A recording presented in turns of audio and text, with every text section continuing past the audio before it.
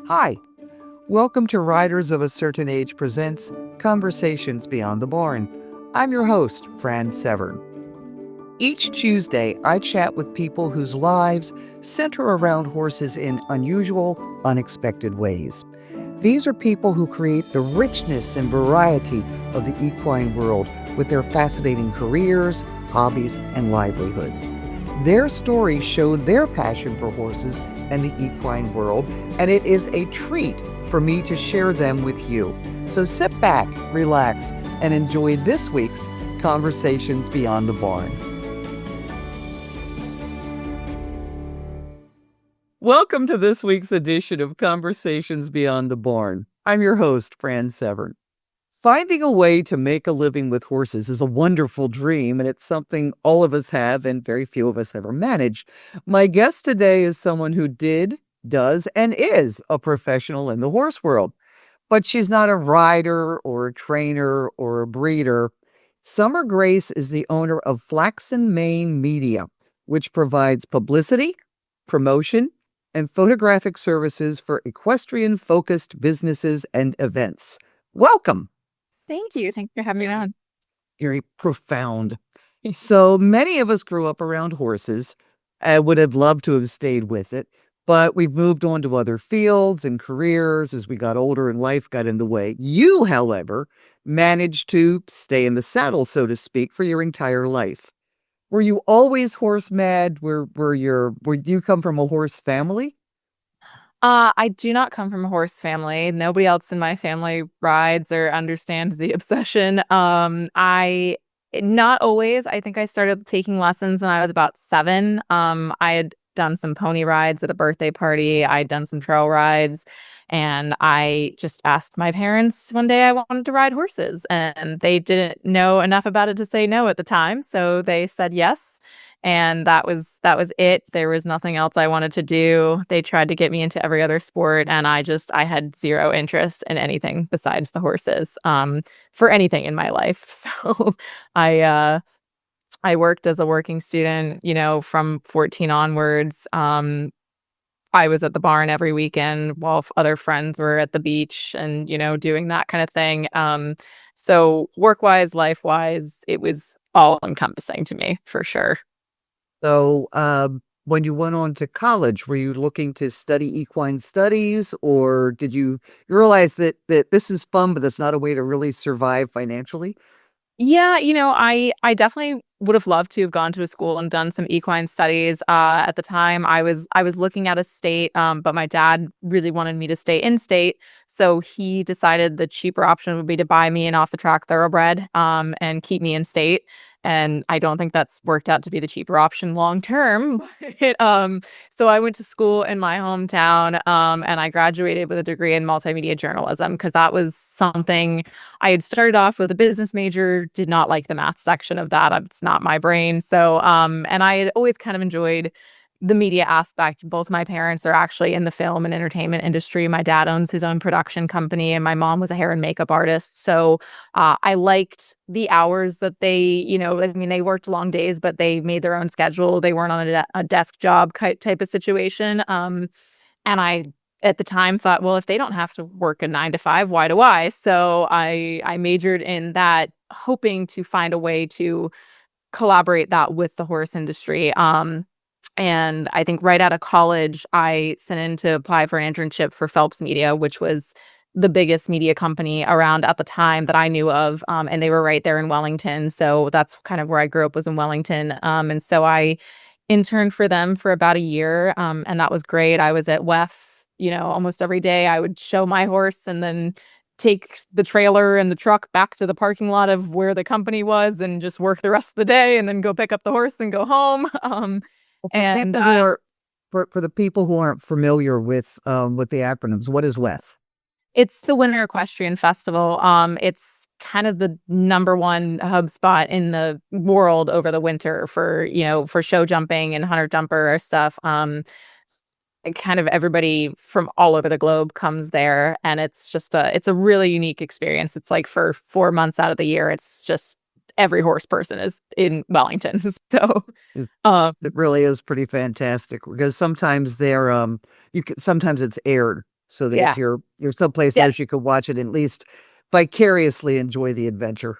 Yeah. We have, we've had hundreds of Olympians there throughout the years, and it was just a really, you know, crazy way to grow up being around that. And it just, made you strive to do more. So I interned there with Phelps, and I interned with Jen Wood Media there, doing the actual media for the horse show itself.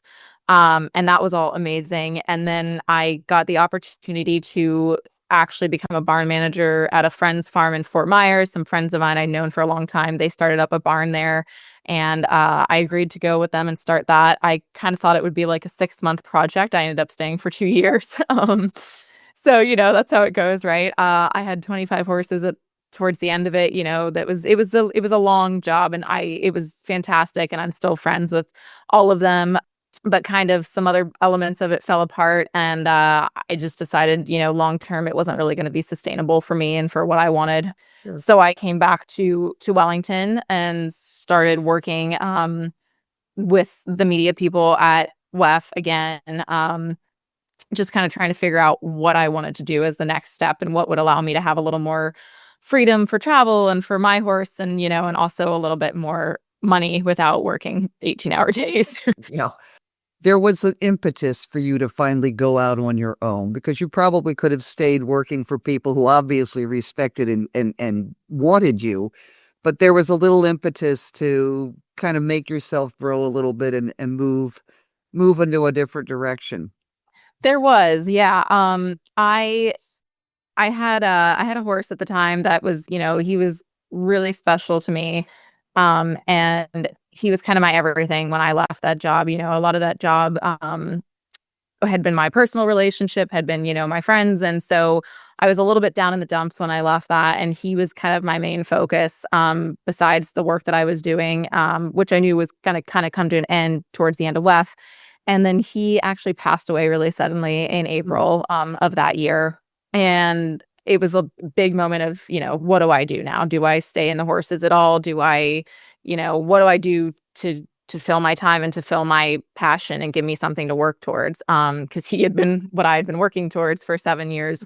So I kind of just decided, let's try to do this thing on our own. Let's try to, make our own business like both of my parents had done. They both own their own business. And, if it failed, well, at that point, I kind of already thought I'd had the worst that could happen to me when he passed away. So, the fear of that was not, I was like, I can pivot and, change if I need to. But I really wanted to do something that would help me to live more fully and in his honor too. And that's also why I named the company Flaxen Mane Media, because he had a flaxen mane and tail, and we had kind of the same color hair. It was, our little trademark thing.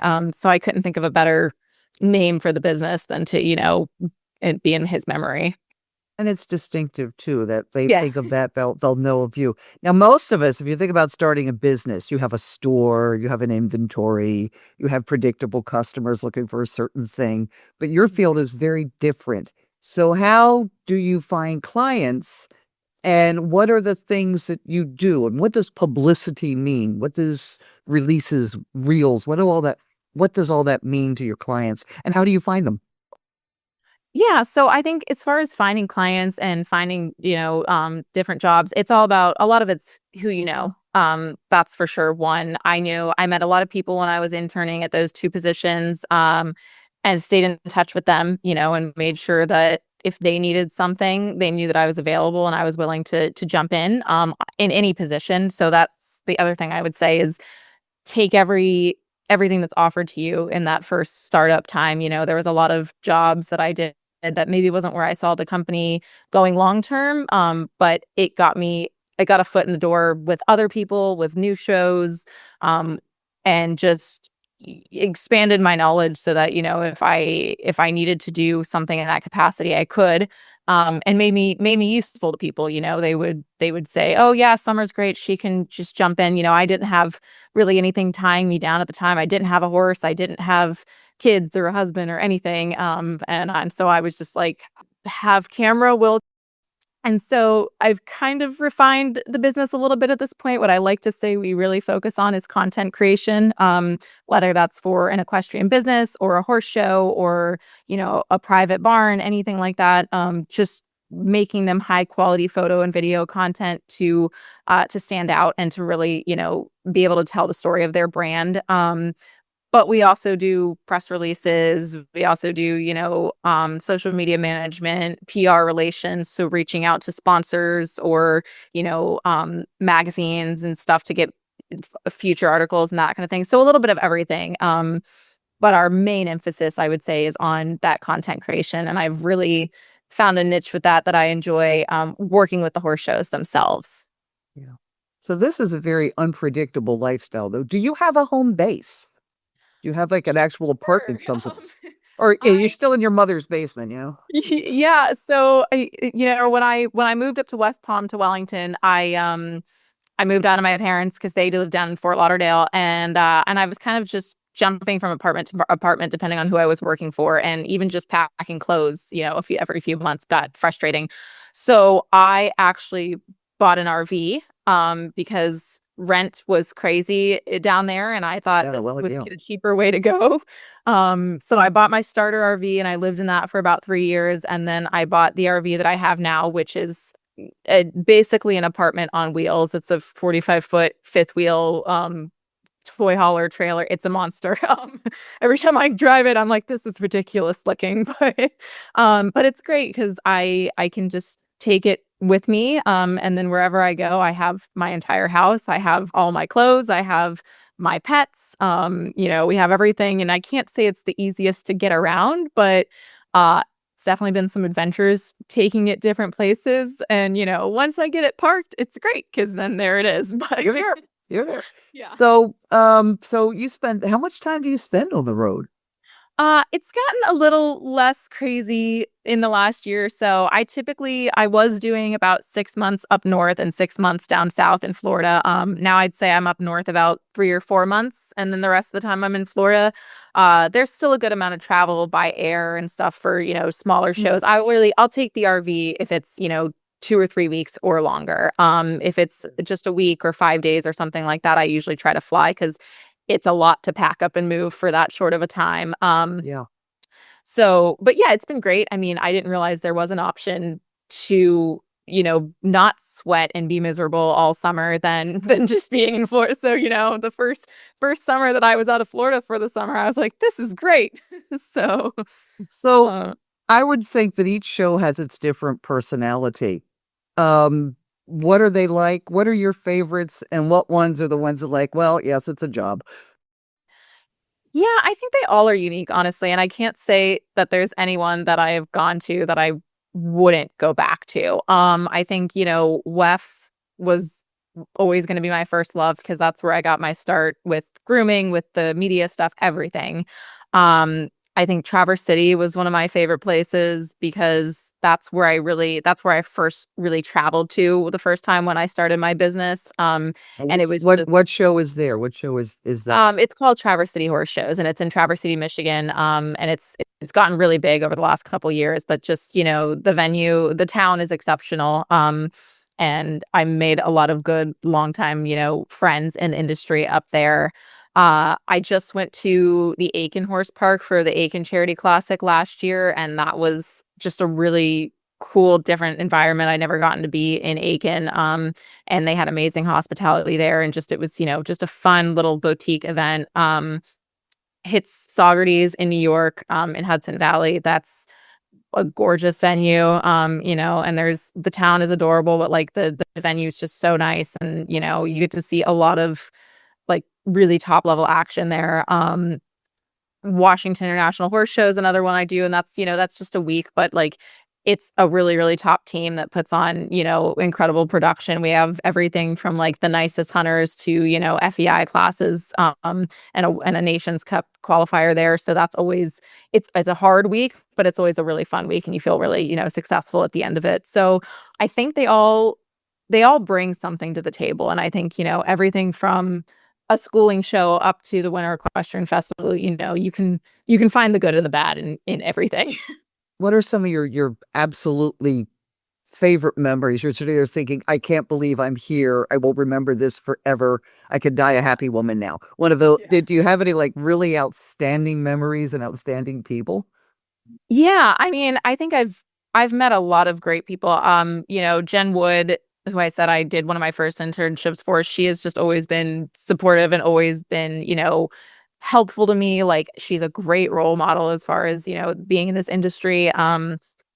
And we still work together really well to this day. We work on a couple different shows together throughout the year and just always click and get along. And she works hard. She puts in the 16-hour days, like, and just because she's top level in her company, she doesn't slack off. And I would say Lindsay Brock is another one too, who she actually was working with Jen Wood when I met her, and now she's part of the owner of her own company, Gable, and she was the one that I really learned from as far as video quality and, making good videos and interviews and that kind of thing. And she taught me a lot. I worked with her in Traverse City for like 3 summers, and just the creative side of it and the production side of it, she really brought a whole different level of that to me and taught me how to edit a proper video. And again, works super hard. And is always like wonderful to be around. That there's so many people that I work with in this that are just, it's long days, it's stressful, but like they're just,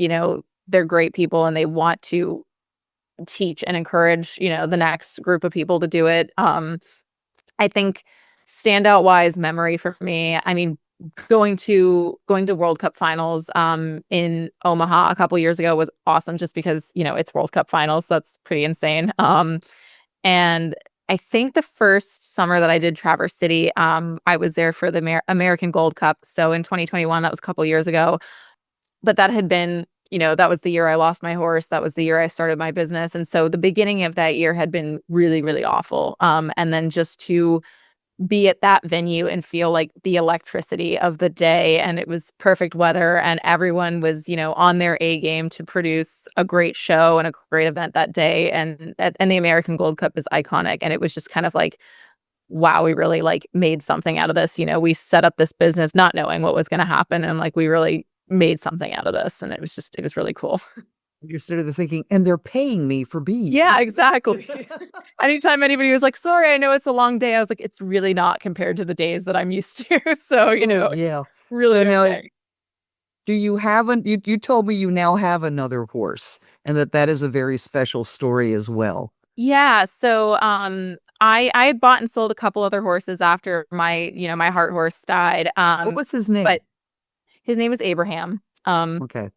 Yeah, and he's a very plain little name, and he was a plain little horse. He was probably 15-2 on a good day, but had just a heart of gold and would jump anything you put in front of him. And I mean, just so cool. It's just, and we did everything together. He would just get on the trailer with me, or we would go trail riding for hours together. And like, he was just my guy. And so I bought and sold a couple other ones, and they just never really felt like my horse, and I kind of had accepted the fact that maybe I wasn't going to have that again, that kind of bond. And then I was scrolling through Facebook and I saw a photo of a blonde horse in a field, and I scrolled back because I was like, I don't remember taking that photo of him. And it was not my horse. It was a sales ad for a 2-year-old sitting in a field. And I got chills up my entire body, and was like, that's my horse, but it's not my horse. And so I went out to meet him, and, he immediately felt like my horse. And so I bought him because, that seems rational with my life being the way it is. And I never had a young horse like that. And it's just crazy. He was born 11 months after my horse died. Oh, So like wow. the gestation period, and he has a really crazy marking on his left shoulder. It goes about from his, like, the side of his face here down his shoulder and down his leg. And it's actually, my dad took a picture when my horse passed away, of me laying with the horse as we were waiting for the truck to come. And it's the exact spot where I was laying on the horse. wow. I still get chills talking about it. So, and he didn't have that when I first met him. He got off the trailer and I was like, what is that? And it's a birthmark, like it lives there now. So, I don't know how, I don't know if it's reincarnation or if he was sent or what, but, and he's blonde. He's same color as my horse, flaxen mane and tail. So he's been great, and it's just brought so much of my What passion is back he? into the actual horses. What is his name? His name is Yankee. Okay. So yeah, I call him Doodle. That's, that's like my little pet name for him. Every horse has more than one name. It's Yeah, the official name and then all the others. exactly. So yeah, and it's been really great to have, a mascot for the company again. Oh, yeah. You see yourself doing anything else in the future, or is this gonna be for the time being, and you'll see what happens down the line? You never say never. Things can always change. I mean, I couldn't have pictured any of this 10 years ago. But I love, getting to come to horse shows and getting to, meet different people and see I get to pet a horse every day, even if it's not my own. I get to pet a horse every day, and go to all these cool places. And like, again, they pay me to run around horses with a camera. Like, I mean, at the end of the day, I'm like, that is not a hard job. It's pretty cool. So, um, yeah, I can't see any reason I would change it. Yeah, you're just perfect. This is just too great. Well, thank you. And for you folks, if you want to learn more about Flaxen Mane Media, the contact information is in the show notes or the comments, depending on whether you're listening or watching. And Summer, thank you so very, very much. I appreciate you doing this and your patience with all the technical stuff we had at the beginning. Oh, trust me, I know how technology is, but no, I really appreciate you having me on, and this has been really, really fun to chat about. Thank you. Bye-bye. Well, that's it for this week's episode of Riders of a Certain Age presents Conversations Beyond the Barn. If you enjoy it, subscribe so you don't miss an episode. Please leave a comment and suggestions for future shows, guests, topics, interesting equine activities.